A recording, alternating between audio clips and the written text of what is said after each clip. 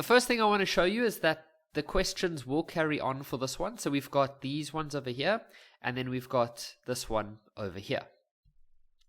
The graph of the first derivative, remember when they have that, that means the first derivative, okay? First derivative is drawn below. The graph passes through the following points. The first question says determine the values of m, n, and k. So they just want you to find the equation. Now, remember, from grade 11, we know that there are two different ways to find a parabola equation. One of them would use the x-intercepts, like this, and the other would use turning points, like that. So what have we been given? Well, we've got the two x-intercepts, so we're going to use this one over here. A lot of learners forget about the a, don't forget about that, so we're not going to use this one. Okay, so we're going to say y equals to a, we don't know what that is right now, and now you're going to go fill in the x-intercept. So this is going to be x minus 1, and then x minus a third. So this actually just becomes x plus a third. Okay, now you could go multiply out for now, but what I like to do is, now we need to go find another point to be able to fill in for y and x. So we could use this point over here. So we could say 1 equals to all of that. You see how I just filled in a 1 for the y and a 1 for the y and a 0 for the x values. Okay, now we can, we don't even have to multiply out. Remember that this is just going to give you -1. This is just going to give you a third. So if you multiply these two together, it just gives you -a third. So what we could then do is go and divide by -a third, and we will end up with a equals to -3.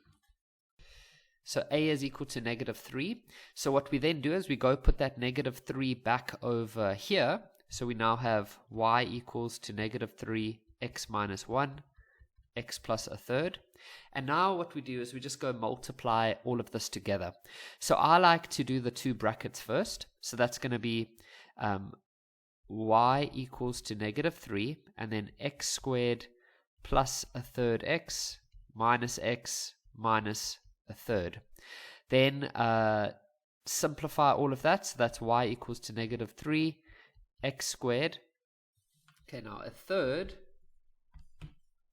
minus 1, because remember this is on -1 over here, is going to give us -2 thirds x minus a third.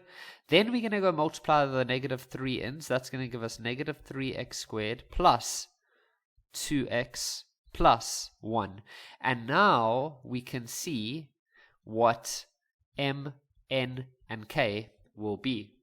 So it would be m equals to -3, n equals to 2, and k equals to 1. Okay, this question over here says, if it is further given that the original graph f of x, not this one, they're talking about the original cubic graph, is equal to that, determine the coordinates of the turning points. Okay, that's an easy one, because we know that to find turning points, you can just make the first derivative, which is actually just this graph. But let's just go work this out. -3x squared plus 2x plus 1, which is the same as this equation. We just make that equal to 0, right? To find turning points, you make that equal to 0. And so we end up with -3x squared plus 2x plus 1 equals to 0. And so we can actually get the answer straight from this graph. Where is this graph, which is this one, equal to 0? Well, that would be at P and at Q. But now those are just going to be the x values of the turning points, the x values of the turning points of the original graph. So we're going to say -a third, but now we don't know what the y values are. You can't say the y values are 0 because this is on this graph, okay? So you can imagine if we went and solved this, you would have solved it and you would have gotten x equals to -a third and x equals to 1, or x equals to 1. Then you would have to take those x values and go plug them into the original graph to find the y value of those turning points. Okay, so we're going to just say here, there, or there. Now we need to go find those the y values of those turning points. So I'm going to plug negative a third into here. So I see there's a negative there. Then I put a bracket, and then I put the x value, which is that, like that. And if you go work this out, you end up with 49 over 27. Okay, so that's going to be like that. And then we're going to plug in this x value now, which is a 1. So it's going to be like that. And that'll give us 3. Okay, so 1 and 3. So there's the answers for this question. This question for 5 marks. Draw the graph of f. Indicate on your graph the coordinates of the turning points and the intercepts. Okay, so we know that the equation of f is now negative x3 plus x squared plus x plus 2. We already have its turning points, so let's go put that on the graph. So negative a third, and then 49 over 27 is about 1.8. Okay, so it's somewhere here. So there. Okay, and then 1 and 3. 1 and 3 would be quite high up. It would be like over there, for example. Let's just put this one a bit lower down. Over there. Okay, then we could go and find, so we've got the turning points of this graph. Let's go find the y-intercept. To find the y-intercept, you make x equal to 0. So you make x equal to 0. And that'll give you 2. So the y-intercept will be at 0 and 2. So that would be over here. And then let's just fill these in properly. 1 and 3. And then negative a third and 49 over 27. Okay, so we've got all of that. Now we need to go and get the x-intercepts. And this is the part that can take, it's the longer part. Okay, so I'm going to quickly clear up some space here. So to find x-intercept, you make y equal to 0. I'm going to divide everything by negative, so we end up with that being positive, that's negative, and that's negative. Now, here we are again, where we have to try to find x-intercept. So there's so many ways you could do this. You could use synthetic division, well, some of you call that block method. You could use the method that I've showed in some of the videos where you have to guess the first one. Well, we have to do that for both methods. So let's go do that first. So what I want you to do is I want you to try find a number that you can plug into x that'll make this side equal to 0. I'm going to try the number x equals to 1. So I'm just guessing, to be honest. I'm just going to guess x equals to 1. And let's see what we get. Nope, that doesn't work.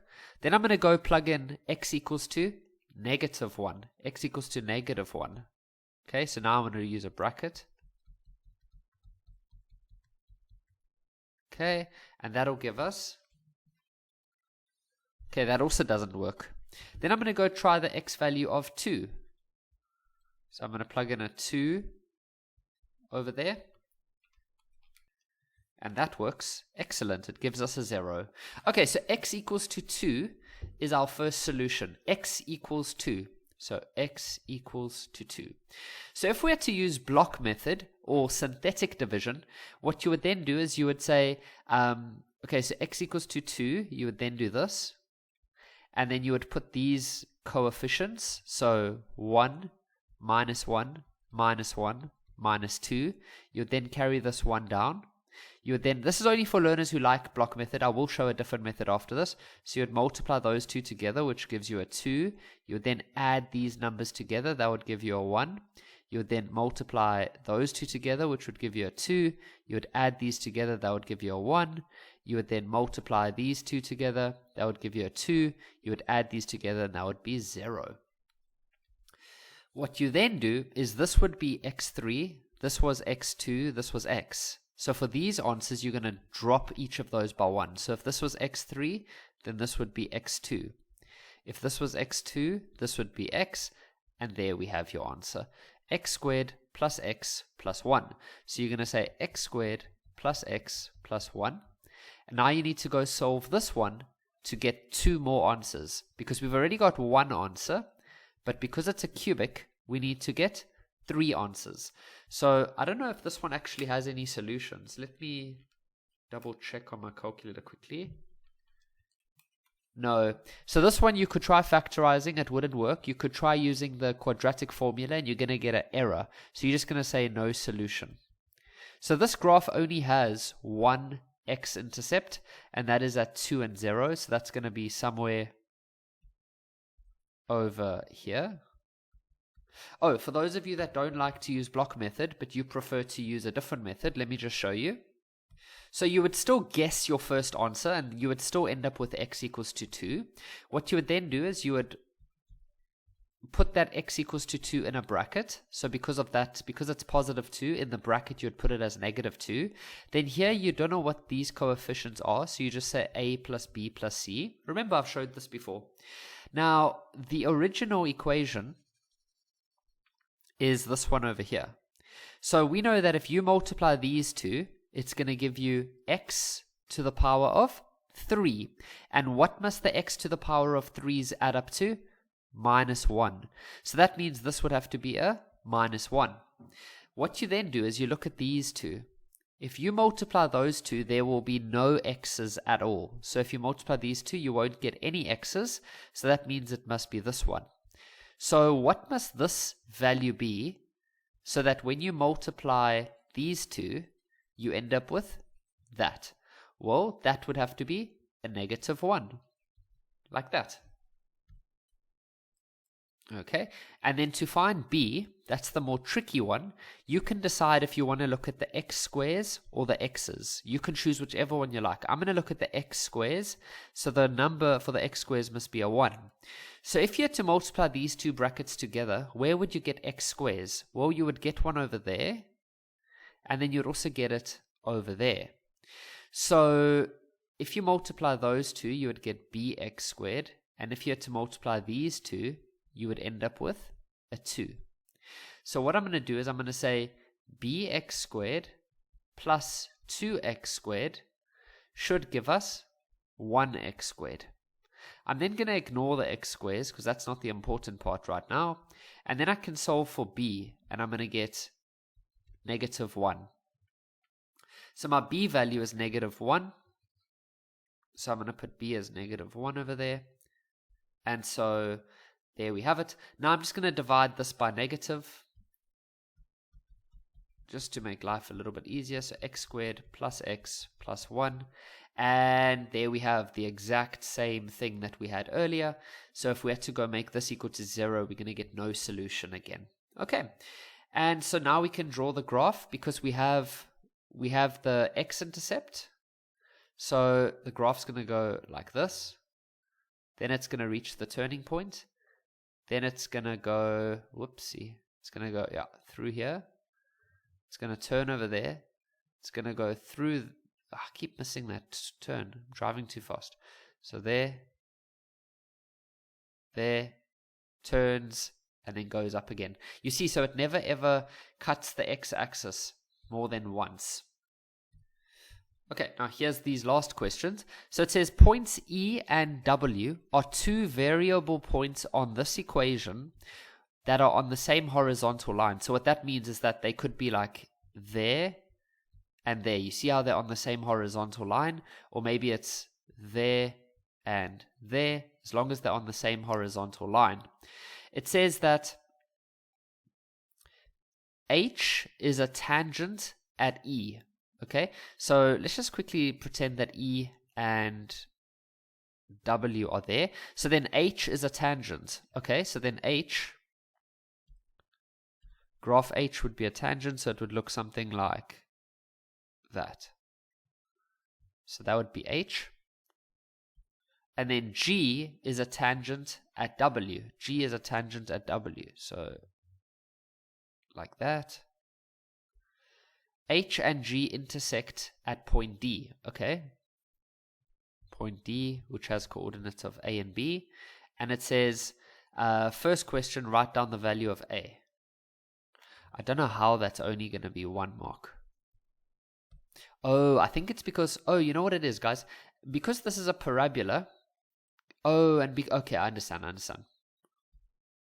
Because it's a parabola, and because we are at the same horizontal level, the tangents are going to have the same steepness.